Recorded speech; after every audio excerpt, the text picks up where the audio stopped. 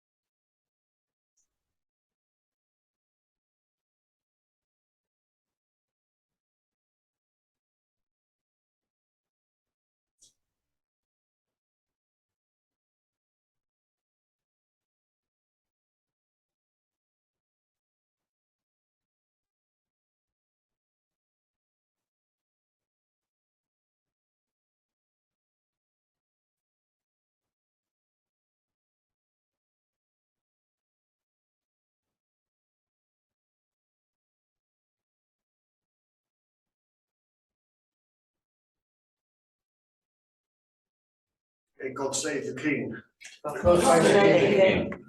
We've also got a condolence book at the back of the room, which members are allowed to feel free if they would like to say something or write something within that book. Moving on to item number 1 on the agenda, to receive apologies for absence. So we've got apologies from Councillor Martin Edwards and Councillor Ben Minshaw, who has COVID. I give Councillor Babis Yes. an apology. Is there any others? Thanks, Jill. To note declarations of members' interests. Okay, right, we've got 3. So Dawn, would you like to go first? And one of the grant applications is from Crewe Veterans Hub, and I'm a trustee.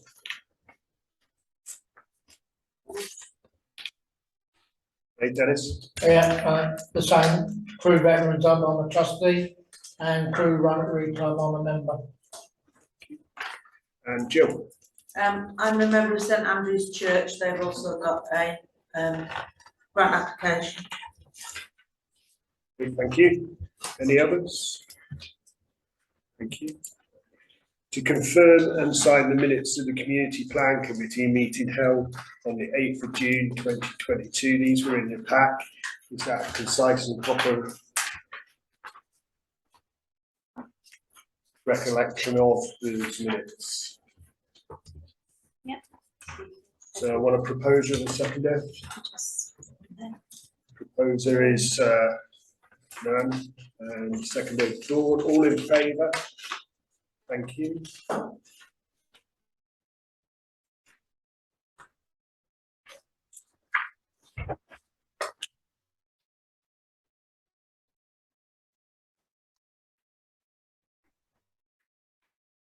This is now being signed. Thank you.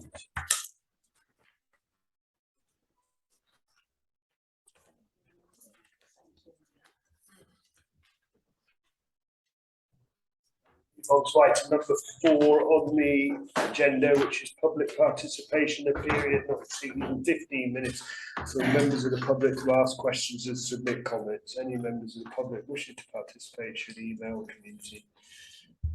No emails, so there are none. No public participation. Moving on to number 5 on the agenda, to review the year-to-date financial position of the Community Plan Committee. Jackie.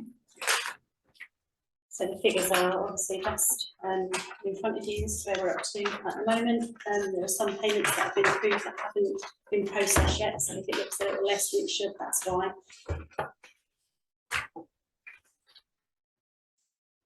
Is there any questions on the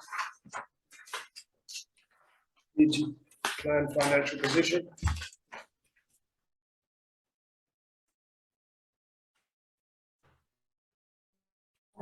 Yes. Just in terms of where we would normally be kind of the year with our budget, is it around about target or spending more than we were last time? So we are in the grant applications. There's, as you've seen, 10 here already, and we've already agreed to £14,000 worth in the last meeting. So yes, in grant applications. It's difficult for me to answer that question because I have only recently taken it on, and then we had COVID, so there was money in the pot when I kind of took it on. But yeah, I mean, I'm waiting for some approvals. Pete would like to speak. Give you some context. Spender profile is pretty good, really. The grant spot may seem at the end of this meeting a little oversubscribed at this stage, but that's dependent on decisions you're about to make. There are service level agreements that are out, and then also later payments due out later in the year. So I personally, as your clerk and also responsible financial officer, have no concerns over that profile. It's just with the volume that we've had this time, I was just curious where we were up to. That was all. In my limited experience of this committee for 22 years, the second year, is that this is spending more proactively positively than during the COVID period. Okay, thank you. Any others? So it can be noted that you've noted the financial position of the community plan committee. Moving on to the complicated stuff. Item number 6 is the grant applications. Number 161, Synergy Morris Dancers. Apply for a grant £2,000.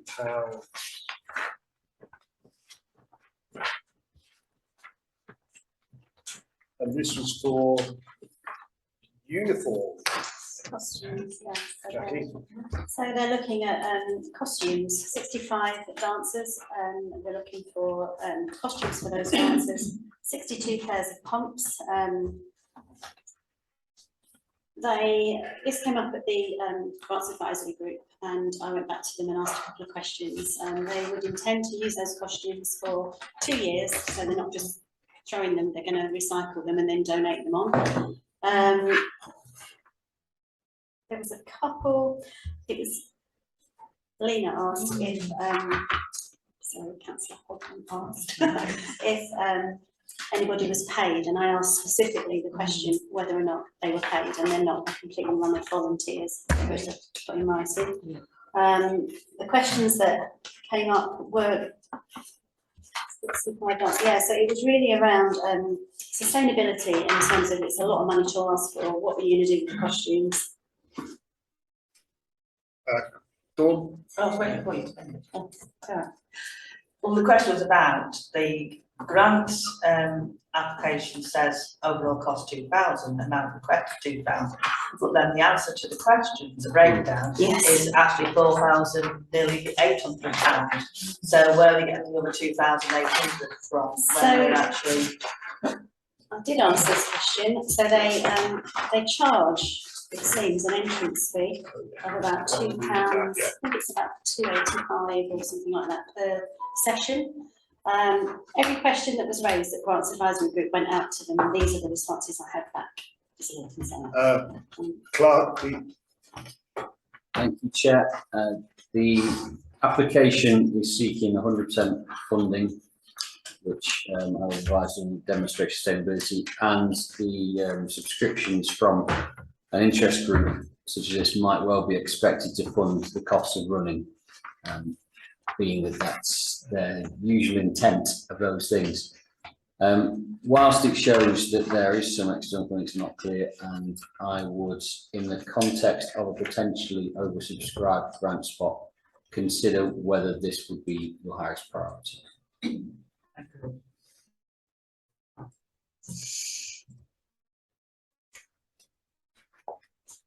I just find, I know it's to do with the finance part of it, I just find the name misleading, because they call themselves a Morris dancing troupe. I happen to know a bit about Morris dancing, and I've also seen Synergy dance, and they have nothing to do with Morris dancing. I just I don't know what the connection is, but that's nothing to do with the grants. So at the moment we haven't got a proposal for this grant, is that correct?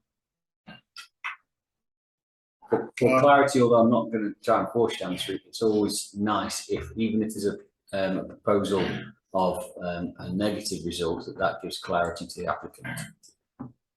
So you might, I'm not trying to make you do anything, seek either a proposal to fund or a proposal to decline. So I'm asking the members for a proposal to fund. You propose it to fund. And a proposal for, No, you might seek a seconder at that point. if we've got a seconder.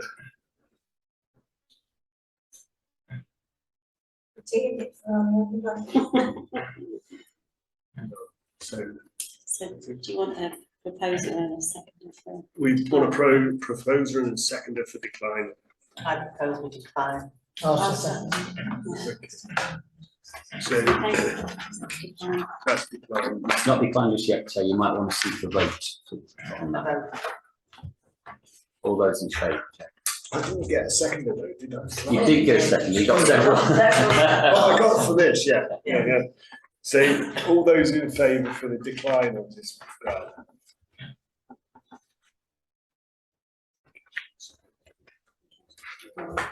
Really sorry to be a sticker, sir. You seek against and abstentions, please. Abstentions. Against. Thank you. Abstention as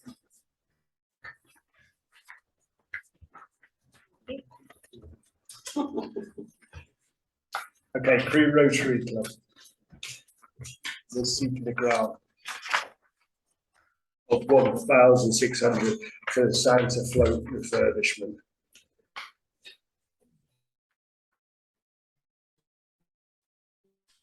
Clark, Sorry, Chair. I'm hoping it's in some way helpful. I'll stop if you want me to. The applicant actually comes from an organisation that generates significant match funding, which hasn't been well demonstrated in the application, but I think we're all aware of it. And we're also, I think, all well aware of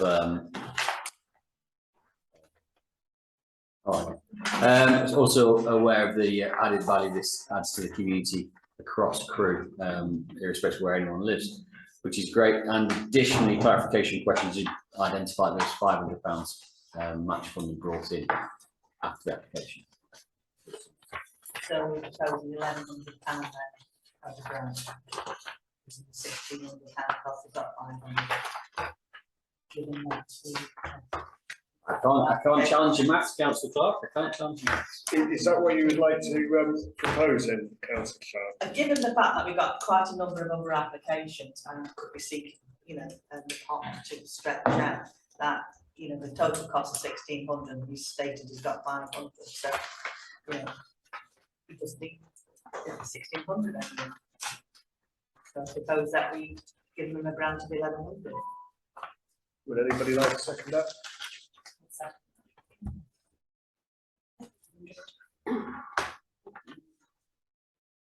That's all. Fantastic. Seconded. And all in favour?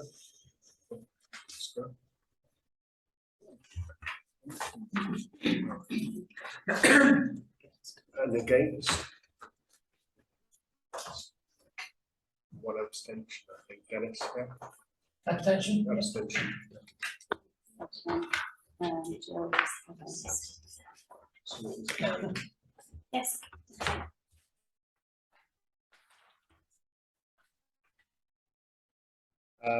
Friday social dance group, This is an over 60, yes. yeah, they're looking for £1,000. An over 60s dance club. For me, it ticks a few boxes in terms of getting people out of the house, social isolation, while they're dancing, they're keeping warm at the moment, that's pretty important. And they've obviously got they've requested some funding, but as of last week, they've requested £1,000 now, they've got, as of last week, that hadn't come in.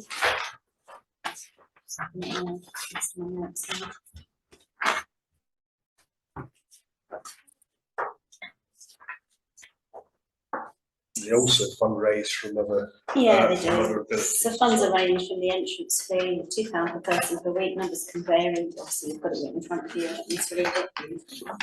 Costs are kept down with the help of the community champion from Morrison's, they supply tea and coffee in a meeting room and recently gave us sandwiches and cake for a special event. There are 38 members plus and they hope to raise that number of members to 50 by Christmas. Do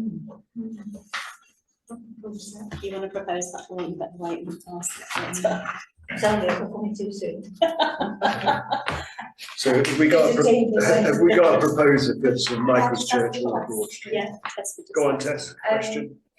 The grant application itself is for the hire of the hall. Given what I think previously, we don't give grants for, or we haven't traditionally given grants for the hire of halls. It's normally for things, isn't it, rather than, like, we don't pay for insurances, we don't, those are the sorts of things that we've discounted in the past. Is there any reason we should treat this application differently? It's more of a question to members, really. Clark? Just to clarify, Councillor Booker is exactly right. The funding of revenue sums, so things that are repeated and repeated, are usually not demonstrated as sustainable, and that is not favourable to the grant scheme we operate. So they're asking for nothing else, are they? All the other stuff that they've listed, they're not asking for, just for the hire of the hall. Yeah. Would we not say that we pay for the other items, but our Potentially. grant is not to go against the hire of the hall? Yeah. I think that's how we do it. I think in my mind, it's we can get about the things rather than amenities, isn't it? Okay, so you're saying stationery and the cost of the events. Is there anything on the list that he lists there that anyone's against? For the insurance, we couldn't fund cover it. If you take off the insurance and the hire of the hall, Mhm. the rest of it still comes to over £1,000. Mhm. So I would propose that we still give them £1,000, but tell them that it's not for the hire of the hall or for the liability insurance, but for everything else. Okay. I think that's a fair proposal. Is there a seconder for that? Okay. And all in favour? Okay, that's fine.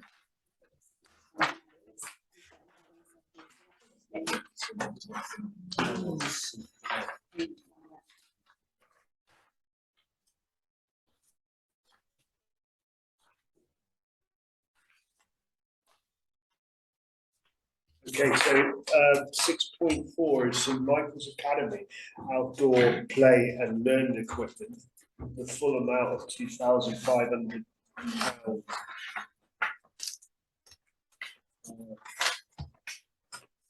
Anybody like to ask any questions on this? Might be a silly question, but what's Lewes Parks? First one, isn't it? What runs for Lewes Park? Anybody know? No? Just looking at- The first one, project cost. You pay £500 Lewes Parks to be used as part of play. I haven't got a I clue think what it it's is. toys and games, isn't it? Sorry? Is it toys and games? Sounds like it. Yeah. Is it? Why did it say toys and whatever? Well, It's all right, I'm just, that's right, you know. Yeah. I don't understand what it is. I might be thinking, but I'm sorry. Yeah. So, I'm pretty sure I've read somewhere, but it's. So councillor Rose. Can I say that traditionally we do not fund things for schools?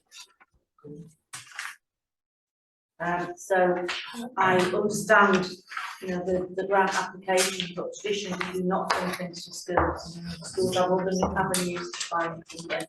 It should be seeking set funding.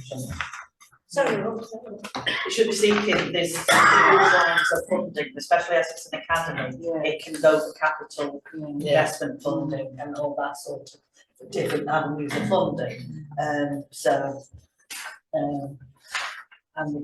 part of, it should be inbuilt in part of their curriculum, they should be doing it anyway, so. So I'm looking for a proposer to actually decline this grant. I'm happy to propose a refuse that. I would second that. Second it. And is that all in favour?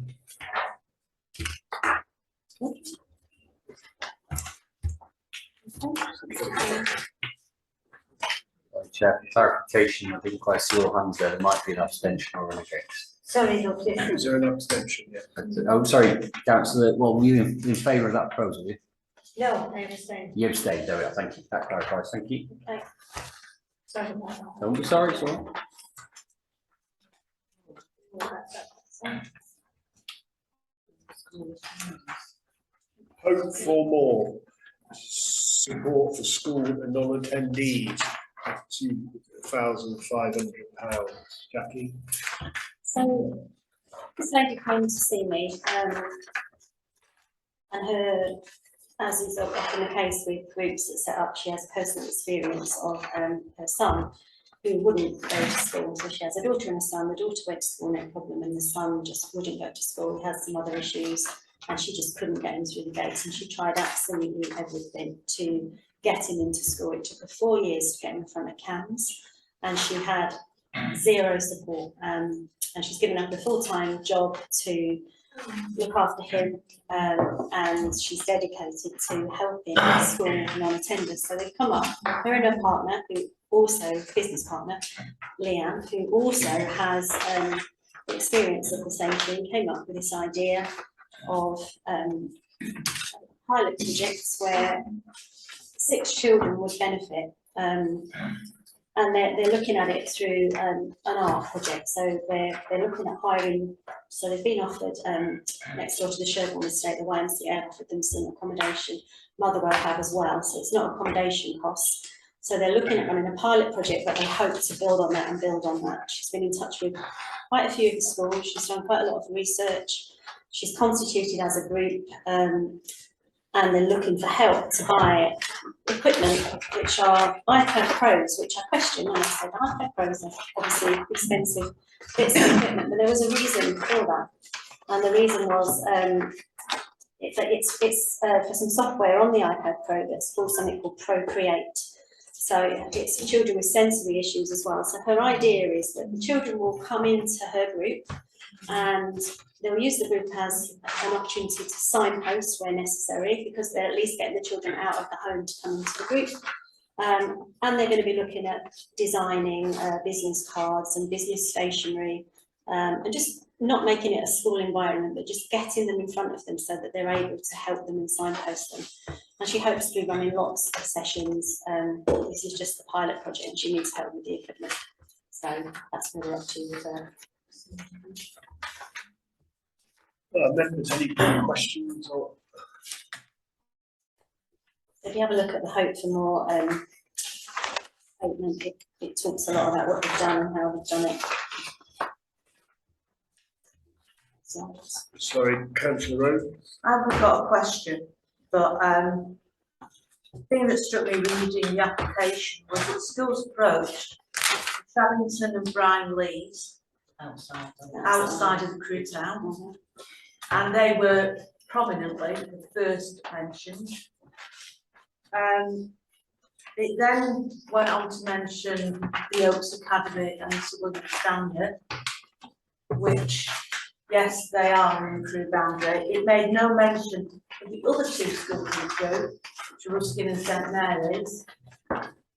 It also talked about Reese Heath and South Cheshire. Well, as far as I'm concerned, education at Reese Heath and South Cheshire is not compulsory.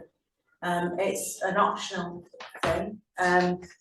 I'm very concerned that we're spending £2,500 on equipment and we don't know what's going to happen to the equipment after the project. If I was a resident looking at this, I'm not convinced. I would think it was a good use of my precept.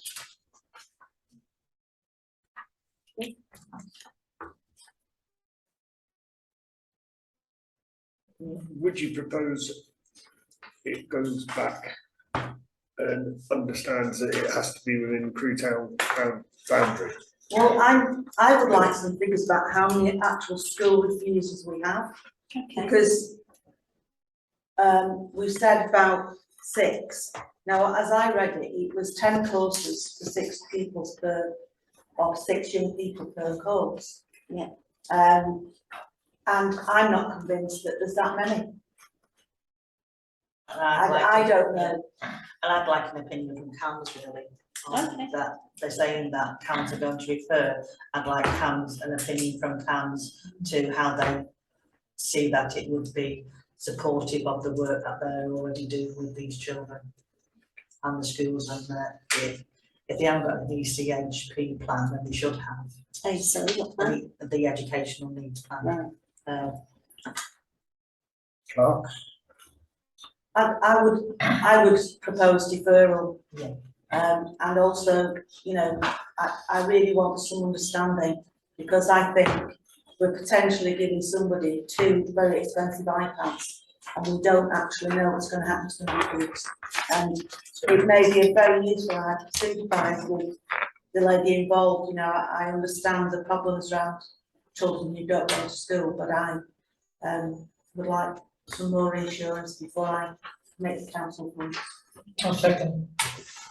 Right, so we've got a proposer and a seconder To defer. to defer. Yeah, and then I'll get the more information in time for the next meeting, or, yeah. Okay. 30 minutes.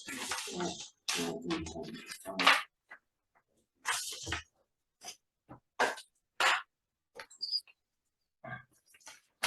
6.6 is Crewe Veterans Hub, asking for a grant of 2,229.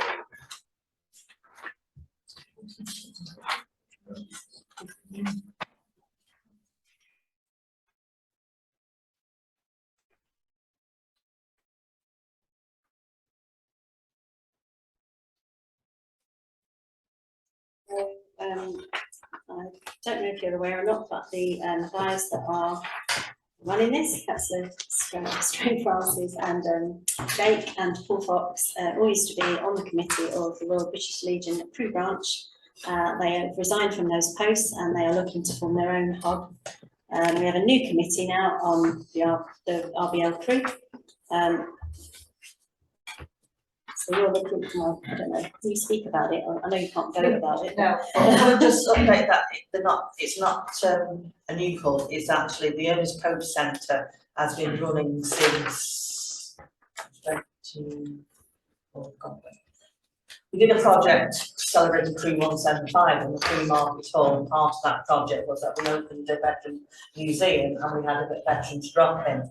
It moved from there to the shop front on Crewe Market Hall until we had to vacate there because of the transformation of Crewe Market Hall. So they were giving the residents inside the municipal buildings. The dungeon. Sorry. Yeah, it was the back of beyond in the municipal building. Wasn't ideal, and the guys have always thought to have a shop front within the Crewe town area, because veterans are not known for referring themselves or coming through referral system, but that walking past and seeing something which is military is likely to cover, which what happened a lot within the Market Hall and the outside shop front unit. So they have got this offer of, it's the old Thomas Cook shop within next to Bread's, or nearby Bread's. So, and we're just going through the process at the moment of signing a license agreement with a solicitor, so it'll all be, you know, but as that shop has been left empty for a number of years, and it does need some refurbishment. But we've got organisations like Good Gym, the probation service, we're talking to South Cheshire College, who helped originally do the other bubble by painting and decorating and putting their apprenticeships through and helping support. So a number of people to help with the refurbishment, but we actually need physically the materials for them to help to refurbish it. We've got all the new furniture been donated to the group. It's sitting in a warehouse waiting for us to gain access. But it's the practicalities now, because some of these equipment, the laptops and the printers and laminators, the computers, it was an old computer, wasn't it, that we had in the old Veterans Hub, which is, it belonged to Cheshire East Council, so it's had to stay with Cheshire East Council, and the printers and stuff. So, and, you know, we want to make it as welcoming and that it doesn't look hit and miss. So the signage, Men and Sheds are helping to do, to make the signs for us, to go outside, and some silhouettes to go in front. We've got a lovely new branding been designed for us by one of the Sea Cadets, so there's lots of people on board who are supporting it, but it is initially now is all the funds that we had that have been collected because of the change of status into this community trust. I've had to go back to the Royal British Legion, so we're actually starting from zero, and you know, so Okay, is that the new book, the teacher? No, it's Yeah, mentioned. okay, thanks, Dawn. yeah. So that's where we're at. So the reason we've had to start brand new is because we went to the British Legion and said we want to open a shop. We couldn't open a shop, we can open an office. I said, I don't care what you call it. We want to do it, we've been offered it. I said, all we need to do is move in there. Some people that are in the RBL local branch are totally against it.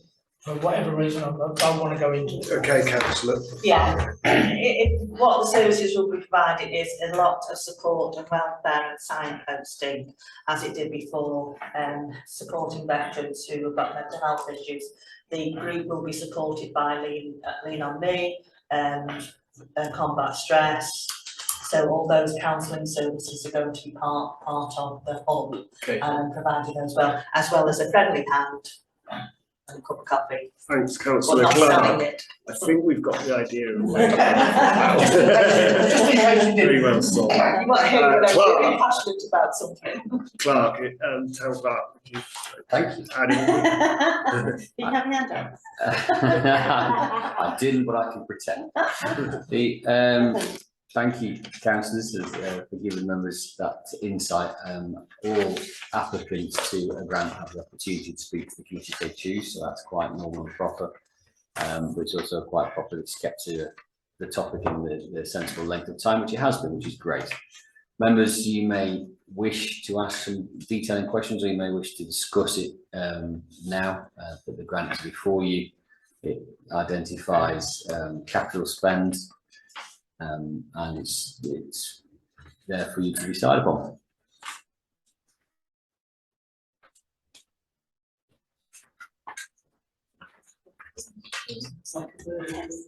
Okay, sorry, councillor Tess. Yeah. Yeah, it's just going back on what we said with the first application of paying for things. Obviously, we've got broadband and phone line installation there listed as an item. Similar suggestion to what the first one, if we were to permit this grant, is that something that could go in the refurbishment pot? Because you're only asking for 634 against 800 there. Yeah, that's And just a little query around, I think it said you've got a PC at the moment, but here you're asking for 2 laptops. Is there a reason for the 2? We haven't got a PC. Oh, We sorry, haven't, no, no, we had to What leave it happened in. was, right. the RBL came in to the East Ernest Park Centre, and I wonder if this is Yeah, appropriate. is it Yeah, still- so, just to say that we weren't able to transfer them from the old hub to the new hub, and quite truthful, they were very old and obsolete anyway. And then there were a couple there, not just one. Yeah. Okay, sorry, I thought I We misheard. had that. access, yeah, sorry, it was that I misled, but there was access to that. Right, Yeah. I think we've, Could go I on, ask, go on, councillor if Rose. this doesn't work, how are we gonna get, because I've just spoken about 2 expensive iPads, and this person will end up with them. And if this doesn't work out, you know, being a Gerald's come to, what is gonna happen to the equipment? As part of our constitution, we had to cease and close the group. The trustees it's written within the constitution that they be transferred any funding or any equipment etc. to like-minded organisations. Okay, so I'm seeking a proposer for, Just to clarify, if the consideration there is that the broadband isn't to be funded, but that the balance of the shop refurbishment in, which is £166, that actually reduces the called upon amount by £44. would that be a proposal which would be, if we've got a proposer for a scheme? Jill's proposal? Yeah, I will propose it. Yes, At the amount of our as- So as- £2,185. Is that approved? That's correct, yeah. That's But right. And all in favour?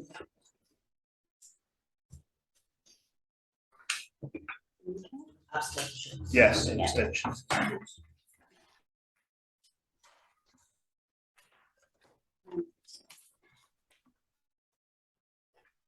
I'm going to call this Neen TLC. It's Nene TLC. Nene TLC.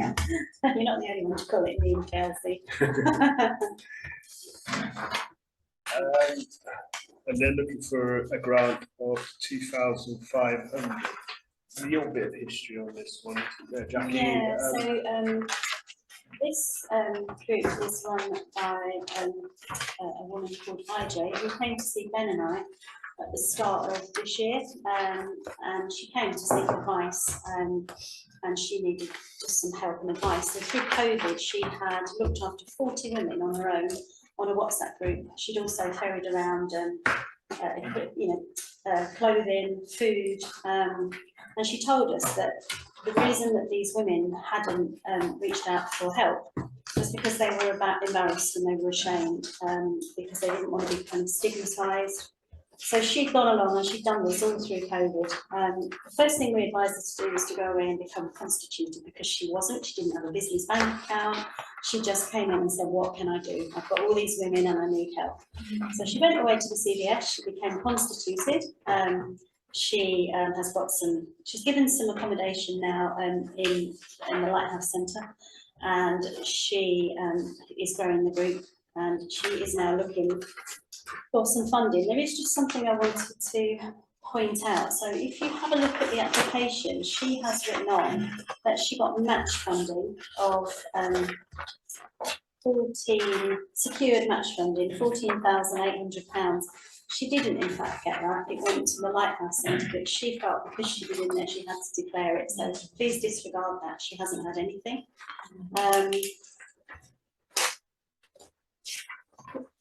She is now, because of her constitution, she's now able to refer people to St Paul's, and she's also signposting the women and hopes to grow the group as well.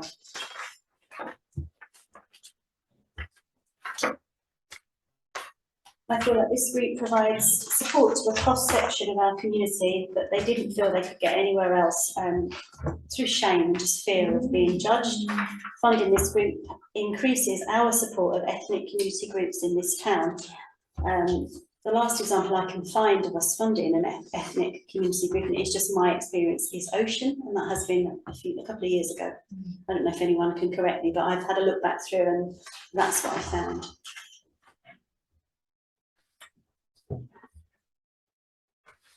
Okay, have you got any questions?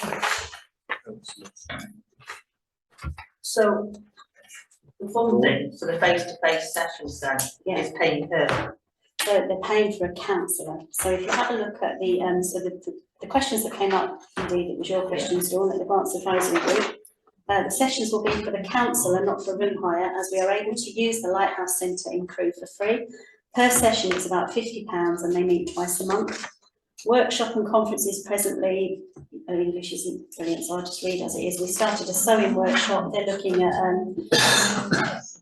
they're doing sewing, they're doing flower arranging, and they're just providing general signposting and support. They're connected in with Motherwell and St Paul's, and they're seeking help with other groups' connections as well. Councillor Rhodes? Yeah, I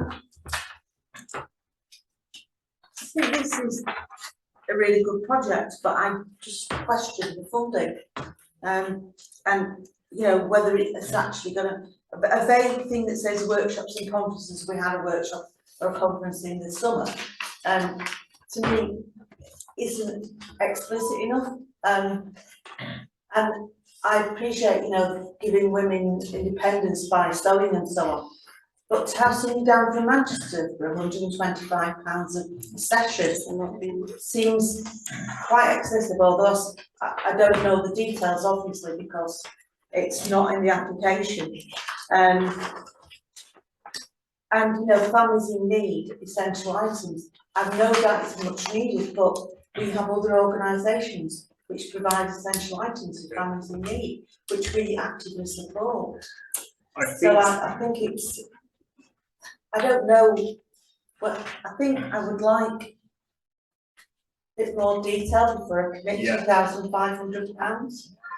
I think the main bit, what I understood of this project is that these women wouldn't normally They don't go to the groups. wouldn't go to other groups because they're either scared or She because said it was shame. She Because- said that the biggest word was shame, and people were ashamed. And I asked her why, and they said they just didn't want to be judged, you know, because of the colour of their skin or where they're from. They didn't feel that they wanted to cross that boundary, and they were embarrassed and ashamed to go to the groups that normally offer help and support. That's quite understandable, quite honestly, for this. There's a lot of, I know a lot of people like that and they really don't want to go. You know, I really think they need help as much as anyone. Councillor Strain. It's under who else have you approached? It says Cheshire Community Foundation and it says total secured. So that was actually, because she rents space or takes space from the Lighthouse Centre, it was actually their funding. She put it on in error, so disregard. Right, don't forget about it. Yeah. Okay, yeah. Councillor Rhodes. I'm happy to propose that we give them £1,500, but no more, because I don't, I think, I understand the need for face-to-face sessions to signpost people, and you understand the need to give families essential items, but I don't particularly support the idea of workshops and conferences. I think that is something that they should find some other way of funding. So I'm happy to propose £1,500. And well, we've had a proposal from Councillor Rhodes, so we've got a seconder. I don't know. Councillor Strain. So And would every, I've taken the 500. those in favour Yeah. for that proposal? So, just to be clear, I'm removing the workshop and conferences, which is £1,000, and we are funding the face-to-face walking sessions and the families in need, which comes to £1,500. Yeah. But I think they need to make sure that we're advising them to seek the essential need items to go to the other areas that have been stated, like St Paul's and Motherwell, Yeah, for those and she's monitor, connected with and monitor them. that, Yeah, and monitor the spend on the essential items. okay, I'll stay close. Okay, thank you, councillor. So that's approved. Move on to 6.8, which is connections, recovery hub costs. St Andrew's Church Hall. Yeah, so this is from a group called Connections. I think they're a small charity. They are volunteer recovery coaches with CGL, and they run RICE for them. You brought up, I think, Dawn, Councillor Clark, at the Arts Uprising group, that you'd like to see a case study which has been provided. And you also asked for more information, which is detailed there. So we've done an anonymous case study, and they've broken down the running costs as well, I think, so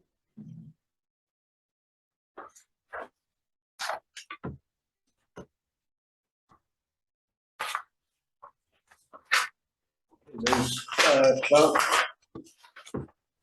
The only note I want to point out is that this is again seeking 100% funding without match. They questions? I don't want to take part in the debate, but I do wish to point out that the case studies from Congleton. I'm sorry, so can you repeat that, Jill, the case study? I said the case study is from Congleton. Okay. And didn't Rice come with it, with a training cost, so anybody doing Rice? Got paid for it.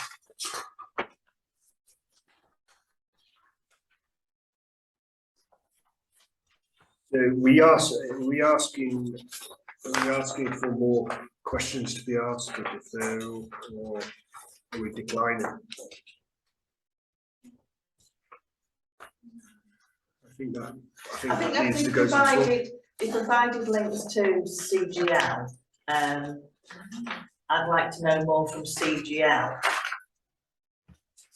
about how they live with this group and how that, yeah. Councillor Rhodes? I declared an interest that I'm a member of the church. I don't know anything about this group, and Right, obviously I don't want to take part in the debate. okay, fair enough. So I think Dawn's actually proposing to defer it and ask more questions. Is that the case? Great. Dawn? I think so, yeah. So you'd like more, we can speak, you'd like more information from CJ? Well, about the referral agents and why, my recollection that Rice was, if you deliver advance, you got funded by Cheshire East to deliver it. And as Councillor Rhodes pointed out, the case studies are not linked to crew. No, Not linked. we need to see outcomes for the crew. So, deferred. Deferred. I have a proposal at the minute. We need a second down a vote. So you propose To defer it to defer it. Now I need a more second. information about the services to be referred. Okay, I need a seconder then. Second. And those in favour to defer it? Thank you. We're waiting 2 more hands. Yeah. I'm sorry. So In favour of deferral, councillors? Yes. Yeah, that's okay. It's unanimous then, Chair. Sorry. Sorry. It's okay. It's very important to read the stuff.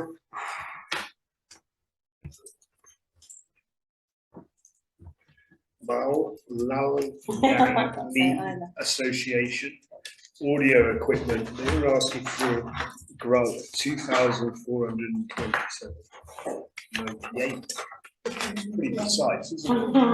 Well, they provided a detailed breakdown of what they're looking, or they're asking us to fund, and at the Grants Advisory Group, the questions were raised, how many times are they going to be using that equipment, what was it for, and you'll see he's come back with his answers. It seems to me that the Onam, I can't say Onam celebration was on the 10th, and obviously we're beyond that. So I said to him, how are you going to deal with that? Because it's actually before the community plan committee sits, and you wouldn't be funded for a couple of weeks after that. And they were going to hire in the equipment. So I went back to him again and said, could you give me a bit of a breakdown on how many times you might actually use that equipment? And it looks to me as if he's come back with 4 or 5 times. He discusses, Christmas and Easter. They run sessions from each other's homes, I think. The Christmas and New Year celebration and Easter Vishu celebrations. Apart from that, we start to celebrate Independence Day. So it really wasn't as if it was every week. It was the occasional use of, I felt. And I'm sure they would use it well, but.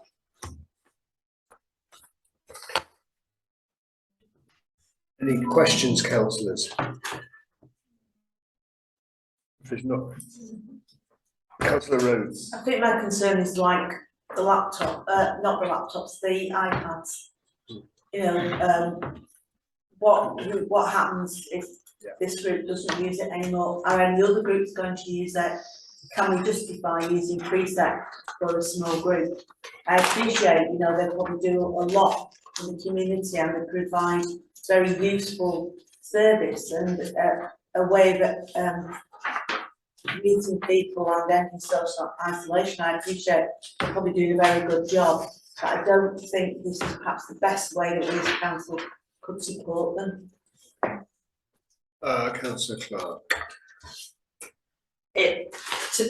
To me, they've rented the equipment for that other event. They seem to be charging the families annual memberships and quite a substantial amount. £30. Yeah, so rental equipment obviously is being funded, so for the small amount of times, then I would like, you know, most probably would figure that, they most probably, their income would pay for the rental, there's no room hire, and it's only, you know, a small amount, so, you know, like Councillor Rose says, the equipment could be used by anybody to do a DJ session at somebody's wedding. Okay, so councillors, are we proposing to decline this grant on the feeling I we're trying to get it propose from the to decline floor? Yeah, Yeah, so one proposed by councillor Clark, anybody second that? All those in favour to decline this grant? None? Oh, sorry. I was listening. Sorry. Right, thank you. Excuse me, Mr. Chair. Do you mind if I be excused? I've got to go. Okay, no problem. Thank you, councillor Murray, for attending. The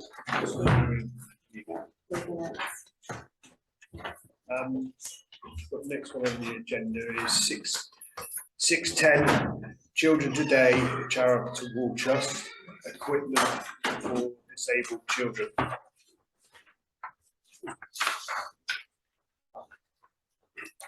And they're looking for a grant of 1,627. So these people are a charitable trust that operate across the UK. And they approached us because they have two families in Crewe who need disabled buggies for both families. They're both within the Crewe town boundary, they're both CW1 postcodes, I checked. And they've obviously got some, they've given you a little bit of history, the family had a little borrowage, they have secured the remaining funds and they're looking for us to top it up. Dawn, I think you asked if they'd ever had any help from Caldwell. They usually work with them as families go to them direct and then come to them. A lot of charities work this way together, Family Fund, New Life, Cash for Kids. we also looked at the Steve Morgan Foundation, and they also give equipment for this type of thing. I think following the tone of what we said in the, is how many people in the preset, you know, will benefit from these, and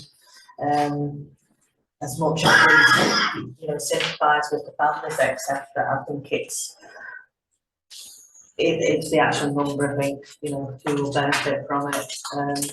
Doesn't really fit into the grant application. No, I think, you know, there are other, you know, if we work with the Caldwell, it doesn't say whether or not they've been to ask for funding for Caldwell. Caldwell do fund grants for these, and lots of times I've got a friend, Bristol Bones, she gets her wheelchair replaced every 3 years from the Caldwell Foundation, and as I say, the Steve Morgan Foundation as well. I've checked that, and they're giving funding out at the moment for individual grants. And as we say, like giving a grant to an individual, I don't think that's within the spirit of the community grant scheme. Okay, thank you. Anybody else want to speak on this application? Well, I would just think if it's for the children, then surely we've got to give it to them. You know, it's not just going to be one family that gets it, is it? They're individually designed for that individual, so it's not like somebody else can benefit from it afterwards, etc. And they wear out. As I say, my friend has one every 3 years because, you know, you can't refurbish them, you can't. But you've got a child of your own that was disabled, you'd want to help, wouldn't you? We would, and there are other organisations that help and support that, but as a town, but in my opinion, as a town councillor, that, you know, our grants should be instead to, for the many, not for the individual. Sometimes when few has got to surely, else they're going to be left out. Which is why we were saying that we can give them support to, find the financing from other sources. Just won't tell the people. I know it sounds harsh, but, Are we going to propose that we decline this grant?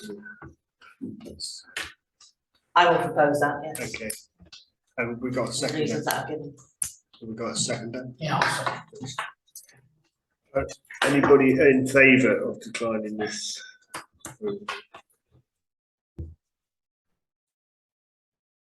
And abstentions?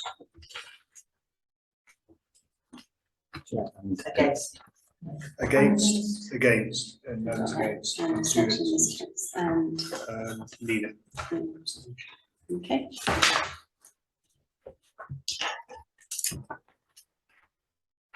I think, if I'm right in saying, that is all the grant applications covered.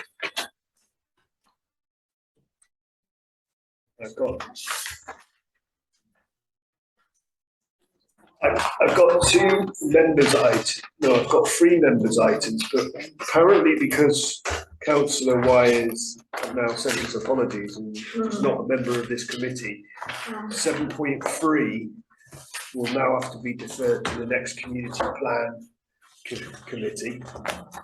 So we've got 7.1 on dementia friendly from councillor Clark. Yeah, this was, because the item was deferred from the last meeting, I've sent, was asked to go and seek numbers, clarity within the Crewe area, which I went to, Public Health, Cheshire East. Unfortunately, the George Strategic Needs Assessment hasn't been updated since 2019. No, it's in the process of being updated. Yeah, so, but, Polly did, I asked some specific questions, about, where, so, do you have access to any trends in terms of increasing ageing population rate across the Crewe community area? I think it has been circulated too. So in the mid-2020s, population profile of Crewe care community was 79,773. Crewe has a younger population profile than the rest of Cheshire, as we know. Crewe were like before anybody else in Macclesfield or Winslow, etc. So keep it light, councillor Clark. well, the statistics are there. You push your, I apologise. You know, I've put another in, but the statistics are there. But it does mean that our ageing population does have hit the dementia statistics at an earlier age, if you like. So, just this. There are, I have printed off, if anyone would like a copy of the thing I circulated earlier with Dawn's stats on. There are a couple there, could you pass those down then? So what she did come back with and said across Cheshire East that the highest in the Crewe area, Crewe North is 20.6% of Cheshire East are likely to have dementia, Crewe East 19.3% and Crewe West 15.9%. And all the other wards within the Crewe area were above the 14%. So there is a high statistical rate. 20% of these are male, 25% are female, aged between 65 and 74, and they are likely to be living alone. And 29% of males and 50% of females aged 70 over are likely to have dementia in some form. So the statistics are there to say that we have got an aging population in Crewe. We've got those who actually hit the dementia targets at an earlier age than some of those in across the rest of Cheshire East. And what I'm looking at, there is very little offer within the community to support the dementia. Through the Sporting Crew is very happy, hopes and beats to provide a group on Tuesday morning. but they know they could be running more, an afternoon group, but need funds to be able to provide staff to support their centre opening. Belong, has have opened some of their services again, but again is limited, and given COVID, Belong is likely to subject to closures to public at short notice. Wishing Well have not reopened their daycare service at the time of this report, and St Paul's Centre talked to them, and they are keen to support a delivery of a group from the corner-based cafe based on the Thursday Club model, which is a dementia group, which is run in Nantwich, which is an activity group and help with so. Because the non-drug approach that can help with the symptoms of dementia, so cognitive stimulation, such as do word puzzles or discussions of current affairs, life story books, sharing memories and experiences, keeping as active as possible, physical, mental and socialising, which can boost memory and self-esteem and helps to avoid depression. Depression is one of the biggest killers as part of dementia, and the social isolation. So there's growing evidence that exercising the mind as well as the body can help to reduce the risk of dementia. Leisure activities keep your mind active, such as card games, puzzles, reading, and may build up reserve capacity in the brain that can help to prevent or delay the onset of dementia. Keeping socially active may also help to reduce risk. And I think developing of these socially active groups doesn't just help with the dementia and the respite, it's also the respite for carers. It's also now we're coming into this cost of living crisis and the energy cost. Those suffering with dementia do have issues with actually controlling their body temperature. So they feel the cold when, you know, others can be sitting here like we are now, they must be on 3 or 4 layers on because they either cut the regulating their body temperature. So I think if we've got some funding, I'd like to see that we can, you know, put some funding. I think the proposal is that we £2,500 to help support the development of the Hopes and Beams service, and also look at developing other services on the Sims activities, social clubs across the Crewe area. Okay, thank you, Councillor Clark, for your background on dementia. Any questions from the floor? Can I just say, I think I might have a pecuniary interest. I didn't realise it was on the agenda, but I actually help out at the Dementia Club in Hopes and Beams. So I'm sorry. Okay. Volunteer. I want to clarify that, I'll call that a non-pecuniary interest. Non-pecuniary Yeah, interest. not pecuniary. Did I say that? I'll just hopefully it helps you out there. That's all. Thank you. It was a learning process in me chairing meetings the other day. Don't you worry, mate. We all learn sometimes. I've got a question, George. So will this Hopes and Beams that significantly will be used for people in Crewe? Yes, yeah. That what we've got this going up in the Crewe North East area. So what we're looking at possibly is that trying to get something in at St Paul's centre, which will then target more the central London and the west, and then look to how we can actually do something within the south as well, spreading out, and how the funding might, you know, the activity clubs don't tend to actually require a lot of funding. It's, you know, but it's how we get people to some of the activity centres. It could be transport, which might be an issue.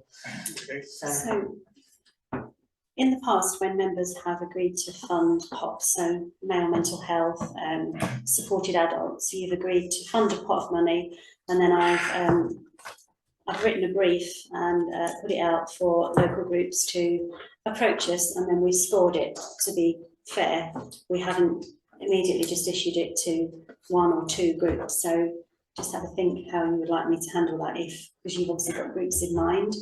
So just from an admin point of view, I just need clarity on how, if you proceed, how you'd go with that. it'd be working with those groups to enhance the services that they already, to increase the services that they already provide, or to create a new similar service in other wards within the Crewe area. Councillor Dunlop. Just for clarification though, I've got no problem with the 2,500, and I've got no problem with the dementia problem. But if you can give, did I understand you saying hopes and beams would be getting the 2,500? No, no. We would, So go back to Jackie's point, Jackie, effectively, Jackie would hold the 2,500 if we agreed. yeah. And then, sorry, I'm losing my voice. I'm going to But, so, I'd be quite happy to, honestly, I was going to go questions, I'd be quite happy to propose the 2,500 in the way that Jackie described it, because I don't want to do it before. Because what I was going to ask you was, if we give 2,500 hopes and beams, there's no way. No. No, People my get view hopes and beams, is that there is shortfall of services across the Crewe Town Council footprint. So yes, we've got one which needs enhancing, which would increase the service in one area of Crewe, but we most probably need to seek to get other groups who are showing the willingness, if with funding, to actually set up in other footprints across. Okay, To give you an idea, sorry, if the people that go to Oaks and Beans on a Tuesday come from Sydney,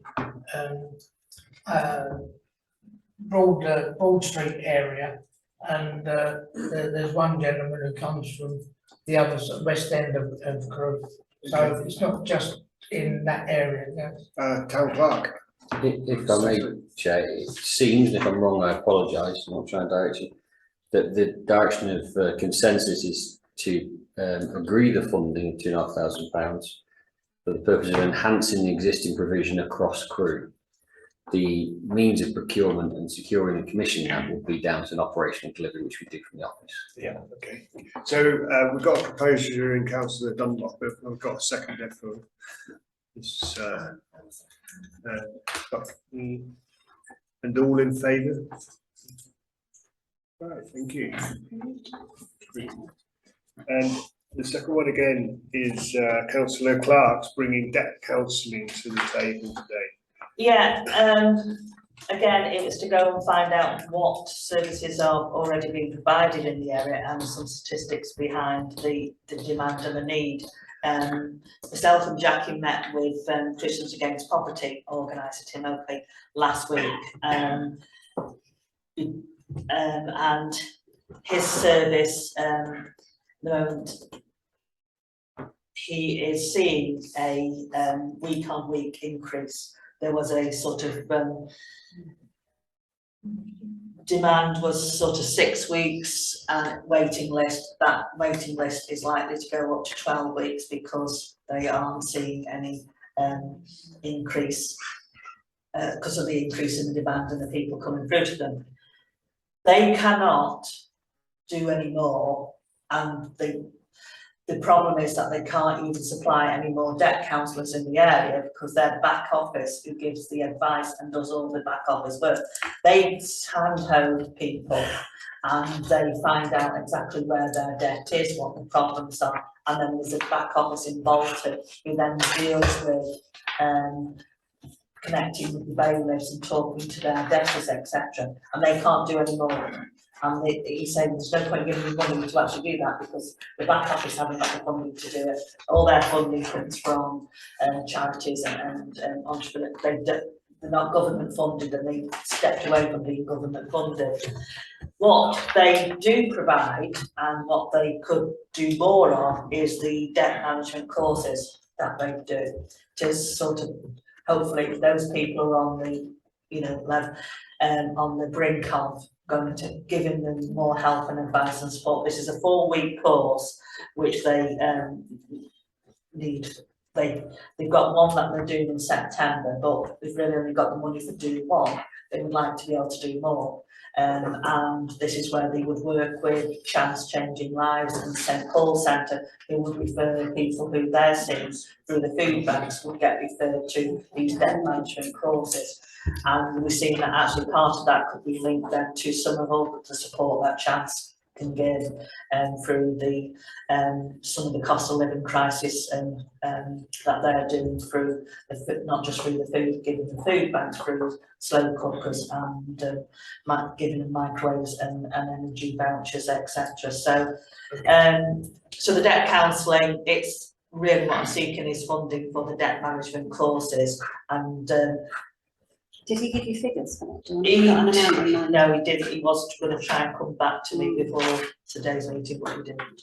Sorry, but we can, you know, I can give him a prompt on that.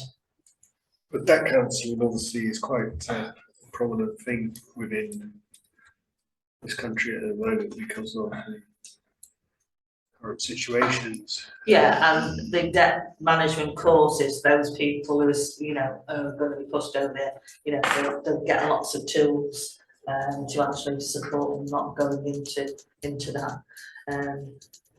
But we don't know what we're looking for here at the moment. Is that right, Reid? No. So, Councillor Rhodes. Can I propose then that we defer this till we've actually got an amount of money and we know how many, you know, I support the principle, I think it's needed, because I know that the counselling, well, the debt counselling services offered by other organisations and procured by Cheshire East Council are currently not working very well. So I think we obviously need this, but I'd like to have a handle on the figures as to how much we're going to be looking at. Could it be that if we could agree a sum of money that I would do the same thing? I'd write a brief and put it out there and then they'd come. Yeah, because there are other Submissions. organisations like Pay Smart and Submit, yeah, because yeah. Chance tend to use those, yeah, don't they, rather and than- CAB. So then if I wrote a brief, they Yeah. come and I submit. can tell you that CAB contracted by Cheshire East Council and that's currently out. There's currently a recommissioning going on. Right, because of the issues that we have. No, it's just to come to the end of the term. Right. So, So I'll you're second going that. to keep, sorry, Councillor Rhodes, are you going to keep the same proposal I think as we you should said? defer it and then if necessary, it can come back to the next committee with a brief and with a sum of money. Councillor Francis, Clark. Could I seek that, including that additional information, if members are okay with this, that there's a question or a clarification or a challenge to those groups that might be commissioned about their capacity to increase provision, because there could be an understanding that the availability of trained volunteers to do this might not be in place. Is that an all right to I'm willing to accept that. accept that amendment? Yeah, he's got capacity, But sorry, he just hasn't got the funding to pay her to do it, to okay. deliver the course. So he was saying that, yeah, she's at the moment can do one for him, but if you could pay her, she'd most probably be able to do 12 months worth. But I asked, well, what would that cost, and he hasn't come back to me, but yeah. So we can defer the cost to Yeah. the next meeting. Yeah. The capacity that he hasn't got is within their hand-holding service, which they do. All in face to face. favour to defer that to the next meeting? As proposed by Jill, seconded by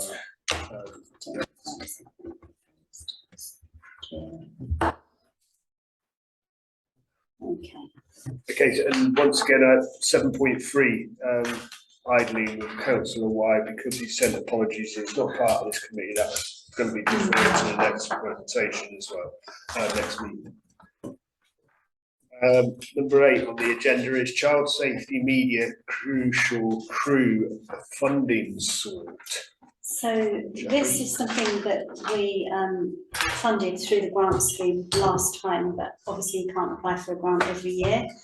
So this benefits so many children and there's lots of agencies involved, and I feel it's a really worthwhile thing for us to fund that benefits lots and lots of children and schools. So I think if you look at the considerations, I was asking, are members prepared to fund it and support the initiative on either a yearly or indeed a 3-yearly plan so that he can budget for it, or 2 years, whatever. Otherwise, he's going to come back every year to keep asking for the same funding.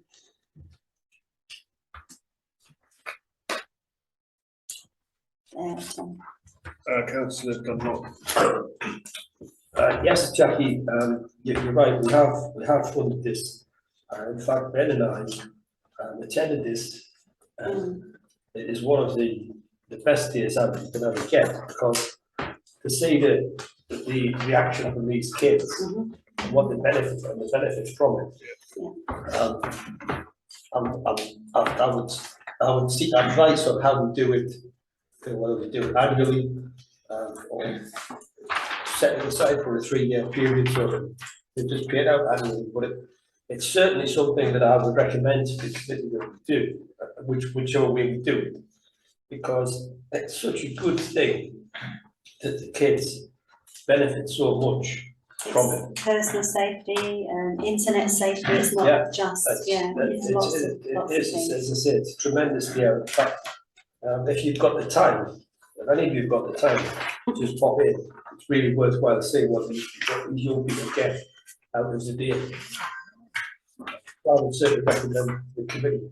The only thing I don't know which way we'll do, whether we do it for 3 years, is a suggestion. Yeah, it's just a suggestion, There's just to see how it's ongoing- done. There must be a terminology we can use whereby we can do it for this year and 2 years in the future. Councillor Clark and Councillor Rose. Can I ask what the £8,000 actually spent on? Because looking at the people who might be there, I just thought all of them were actually paid by the people who employ them. So I'm just wondering what the £8,000 is actually being spent on. And I'm not disputing it's sounds a very useful project and very, something that would be very good for children, but I'm just wondering what to spend the £8,000 on. It's not 8,000, no, is it? 2.5. Well, where we asked for 2.5, but it's at the bottom of the page, 125, it says they're required to source £8,000 in sponsorship.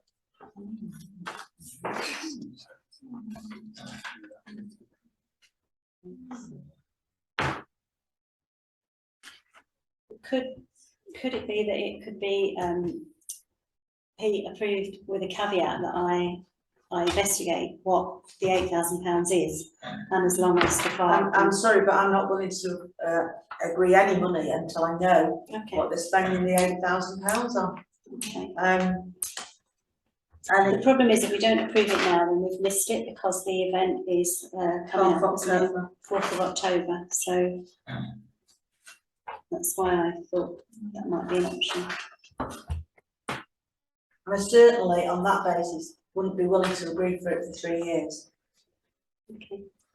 Because I don't know if anybody else has read anything that I haven't read, but everybody there attending this is paid by another organisation. If they're giving things out to the children, you were there, Tom, did they give things out to the children?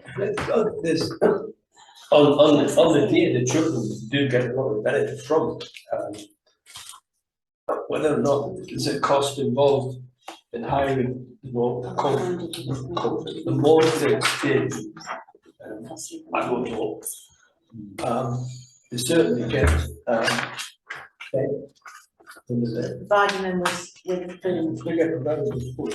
A programme is what it says, doesn't it? Yes, it's a Provided programme. with a programme to reinforce the practical lessons taught by the emergency services at the event, and then it goes on to say that they're required to source £8,000 in sponsorship to assist with the running costs. So I'm assuming that's what he's referring to. So we're only providing £2,500 of sponsorship, the rest of it would have come from these other Yeah, organisations. but I mean, Yeah. if everybody there is paid, Yeah, are they paying, how much are they paying for the hire of the stadium. I mean, it's happening over 7 days. So there must be some cost there, I would have thought more. unless the, True, Alex. Alex is giving them that for free. So if they're providing them with food and drink over 7 days and they're giving them a programme to, I'm not suggesting that comes to 8,000, but I would say that's probably part of the cost. You know, £1,000 a day from True Alex to Jar doesn't seem. Because if that is paying for that hire of the stadium, then we've got to think about, are we actually going to pay for hiring somewhere, having said earlier on that we won't pay for the hire of the hall? Yeah. Sorry. Okay, councillor Buckley, I think Dennis was first. okay then. So I'm a little bit confused because it says on the first page, they require to source £8,000. And yet on the back page, it says financial impact, £2,500 per year. That's the cost to us, 2,000, they're asking us, they're trying to source They'll source it £8,000 all. overall, but they're asking us for £2,500 of the 8,000, not the full 8,000. When They they, get it from the police commission.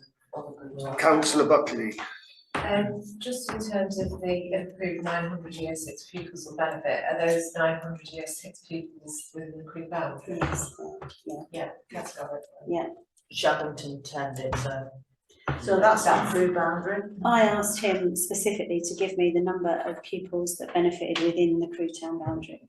That's what Yeah, he but told me. I want to say, yeah, the most probably then you could Maybe add there's another more two. than the 900, yeah. Yeah, They're the figures Just specifically, yeah. but we could say there's another 600 from because Haslington attended, Mhm. Shadington attended, Yeah. so, yeah. Clark, Thank you.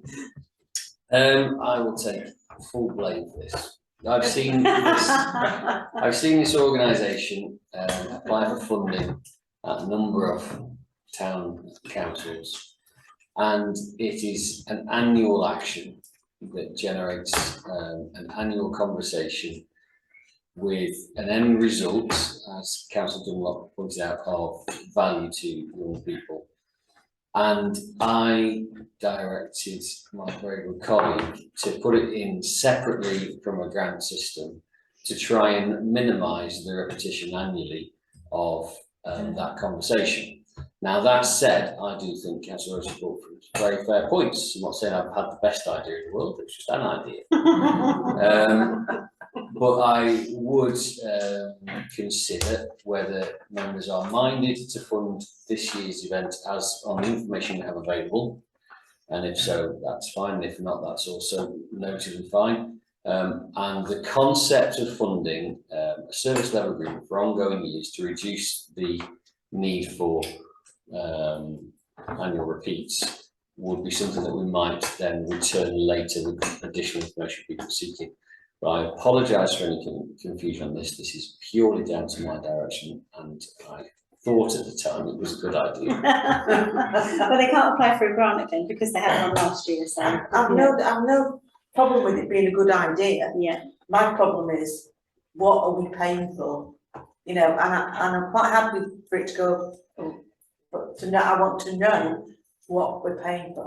councillor Buckley. Could we pull the last application up to see what the £2,500 was spent on last time? Yeah.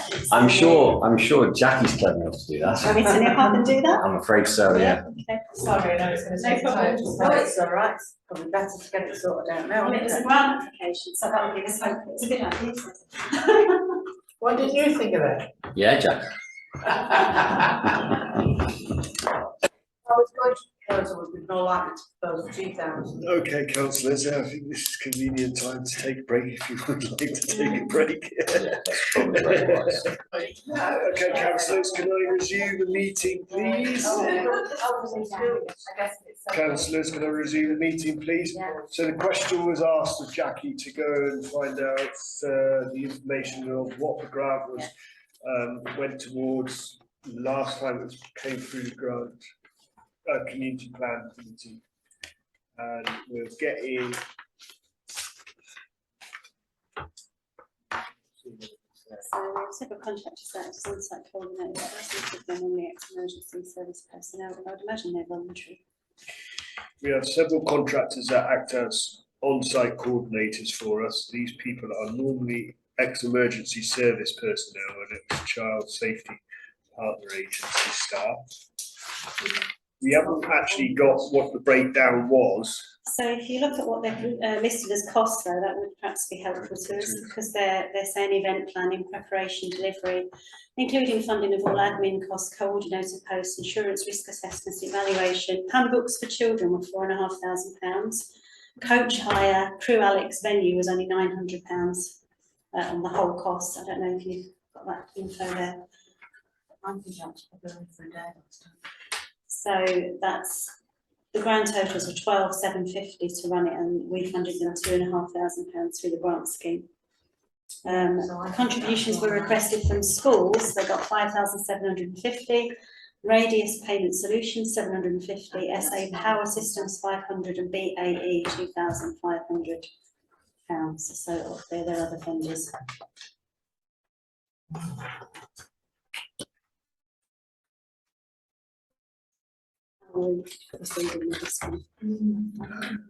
Councillor Rhodes.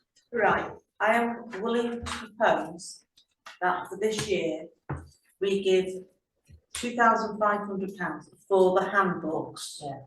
Towards the handbooks for the children. Okay. Yeah, because that works out £2,700. And on last test, pointed out, on last year's, there were only 700 children. Yeah, I just saw that. So that goes, what, you were saying that 200. From what we're at. I'll second that. Second. So we've got a proposal of 2,500, of which has got to go on handbooks. Yeah, so it's specifically for funding handbooks. And School. Crew boundary schools. Only crew bound schools, Yeah. not the rest. So, and the secondary is Councillor Strange. Are we all in? Councillor Strange.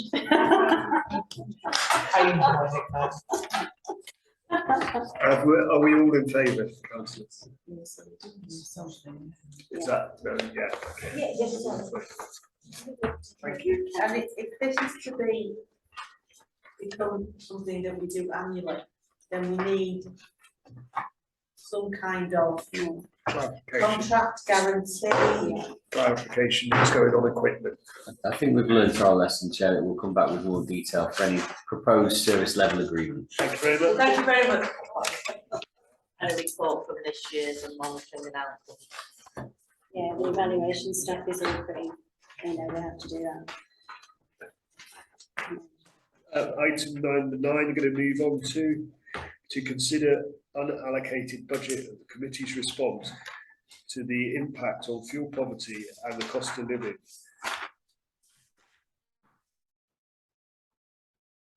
Jackie, I'm thinking that this is something to do with allocating reserves, is that correct? Yes. Clark?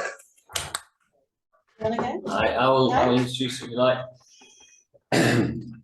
Through the approved budget for each committee, including this one, we designed through the committee a business delivery plan. And in each business delivery plan for each year, there are elements at the start of the year that are known, and there are elements that are not yet known, to be responsive and take opportunities as we go. We also this year now face a very apparent cost of living crisis, and that will affect our residents quite considerably. The cost of living crisis will be compounded, it is expected, by the change to winter weather.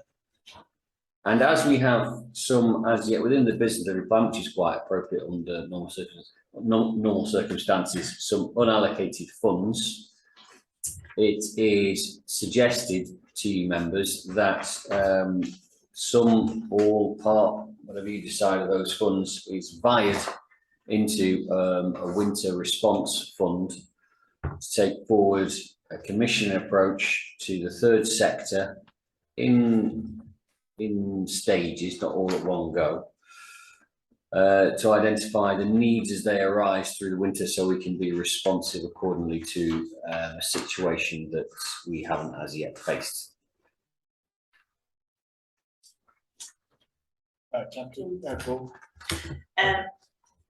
I would, along with Jackie and Ben, we met with some of the community providers last week, Chance, Motherwell, St Paul's, the Wishing- churches, yeah. YMCA, yeah. Mm. So, and specifically asked them if there was, you know, what are they seeing an increase in demand in, what are their fears really going forward. So one of the things that came through was a community laundrette, because of the extra drying clothes and washing clothes and the energy costs, so yeah. Also that winter, some of the things which some of the organisations do is do the winter coats, but they think we could add to that by providing thermal vests.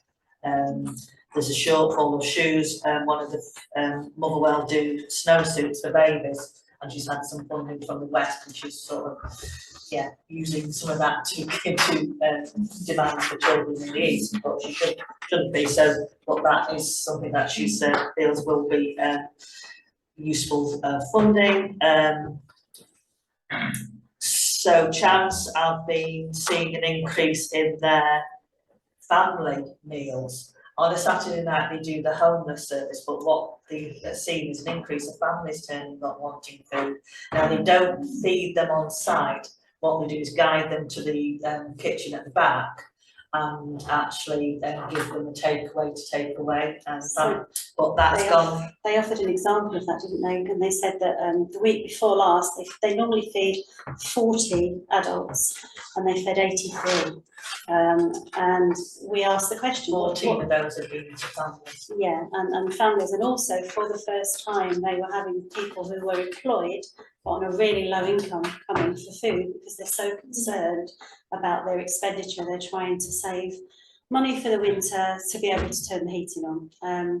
It was really clear, the same theme came out. They're not looking for a pot of gold money. What they're looking to do is gain some extra support from anywhere so that they can sustain the services they already offer, because demand has increased and all their bills have gone up, and they're genuinely concerned for how they are going to survive it. So I talked to Becky Hurst from St Andrews, St Peters, who we fund. We fund their holiday hunger scheme and their incredible edible scheme. She reported that they had doubled the number of children that they fed in the summer holidays. They fed 150 children on multiple days. It was described to them as a lifesaver. The children couldn't eat otherwise. Dawn and I also... Chance, yeah, the supermarket, they've seen an increase in their demand of people who want to sign up for their scheme. They're also looking there. They've found looking for sort of slow cookers and microwave because they spend less electricity.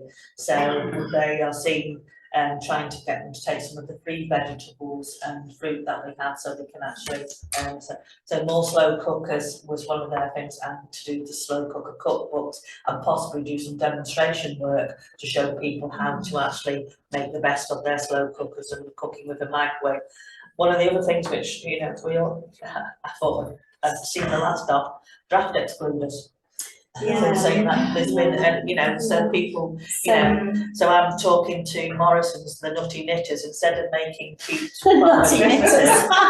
instead of making cute Farmer Christmases and fruit, to actually make some draft excluders, some things which are, you know, are going to be more useful. So yeah, it's quite eye-opening. St Paul's, they're looking at again doing a social isolation, a Sunday lunch, a Sunday roast for people to come along to, not just targeting the homeless, but people who are isolated. Yeah, people who are isolated, so they're looking at how they set up. Wishing Well, their concern, Wishing Well. Charles was looking at, you know, the primary schools, there's lots of breakfast clubs at the primary school, but the gap is probably with the teenagers. You most probably won't get them to go into a breakfast club, but whether there's some sort of grab bag which could be provided for teens to, with a cereal bar and fruit and drinking, so that and not all going into after and buy the monster to drink. So One of so the- there was lots of stuff which came out of that. It was the first time they've all sat around, we have them all in here, and it's the first time they've all sat around the table together since before COVID. And it was a good opportunity for me as well to understand, because some of the services they cross over, and we tend to fund some and then the same again in another group. And what they pointed out was that they build up trust with the end user, the people that come to them. And it isn't as simple as saying, well, go over there, there's a lunch club over there. If you're used and you're ashamed and you're hungry and you're not sure, you go to someone you know and trust. So they saw it also as a signposting opportunity. But I also joined the Cheshire East meeting the next day along with Dawn. And the theme was exactly the same. One of the big issues they all brought up was transport.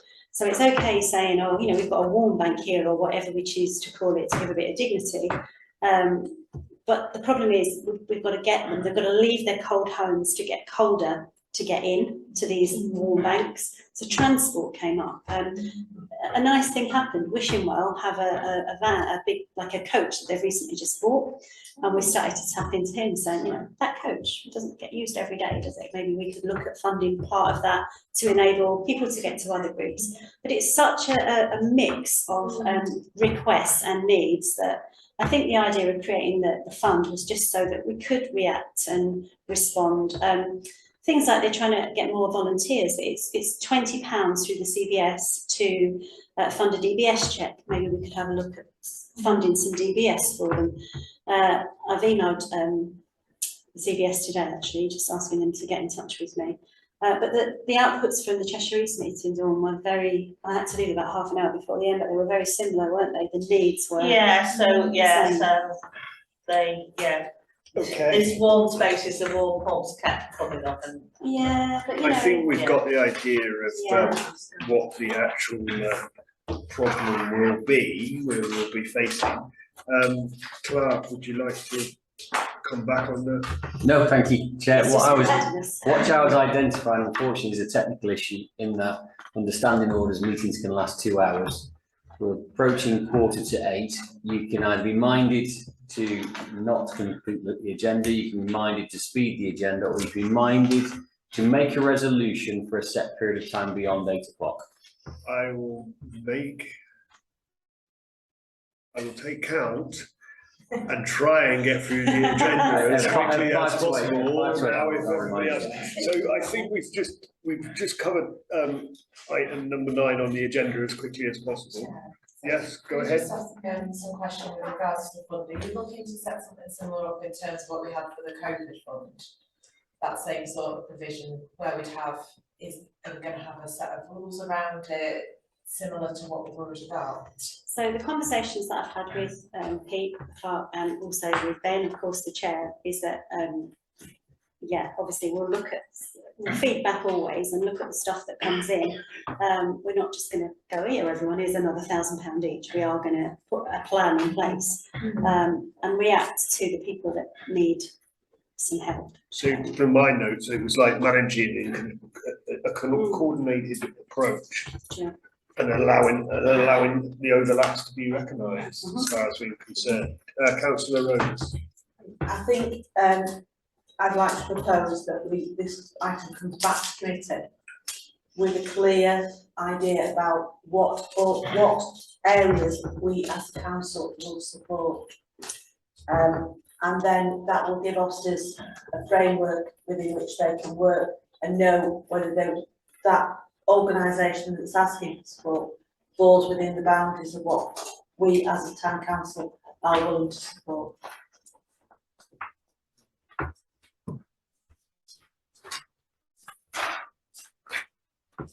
Councillor Rhodes has proposed something. I needed a seconder to take that along, or is there another proposal coming from the table?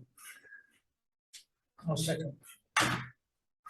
Also, Strange Francis has seconded.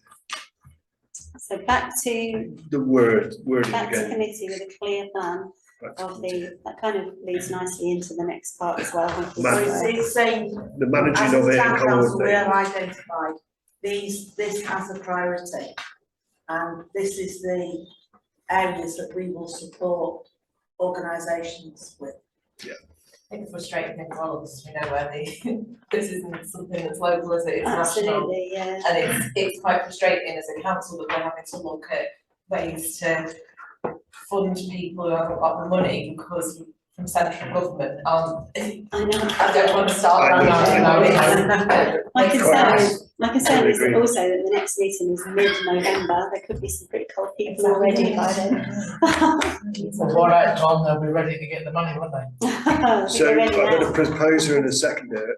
Were you all in favour for it to be deferred with those questions to be asked for the next meeting? Yeah. But I mean, if we're actually explaining to people how we spent the precept, we can't just say, well, we just gave this money with no rules. No, okay. Yeah. Rules around. All in favour? Sorry, I don't have to do that again. Yeah, all in favour. So defer next meeting. I've got to give 10 minutes notice No, Well, I you might can be whistle all right, the you next might be all right. one. I can. to provide an update to the members of the progress of the business delivery plan. Okay, so I'll just whiz through this really, really quickly because you've all got it in front of you. So the defibrillator project update, we've now fitted 5 defibrillators and they are live to the emergency services. And as you've seen from social media, they're all out there, they're all registered on the national database. The next phase involves identifying places within our boundary that already own internal defibrillators. So back in March, you agreed to fund £5,000 in the defibrillator pot. So rather than me go out and spend £5,000 on 3.5 defibrillators, what I'm looking to do is buy 5 cabinets and invite groups that already have defibrillators to put them outside, and we'll pay for the cabinet and the installation, just to try and make the money go a little bit further.